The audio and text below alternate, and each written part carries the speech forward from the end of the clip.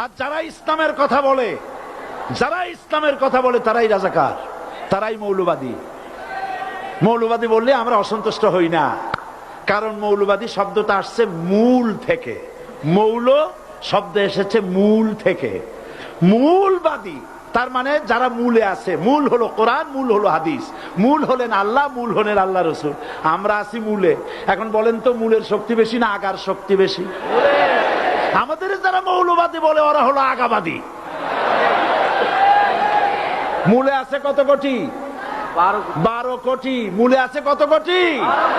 আর আমাদের যারা মৌলবাদী বলে ওই থাকো গাছের আগায়, আমরা মূলে।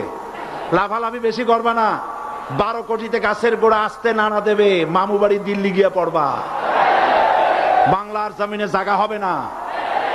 এ কথা বিশ্বাস করো। বাংলাদেশের মুসলমানদের শরীরে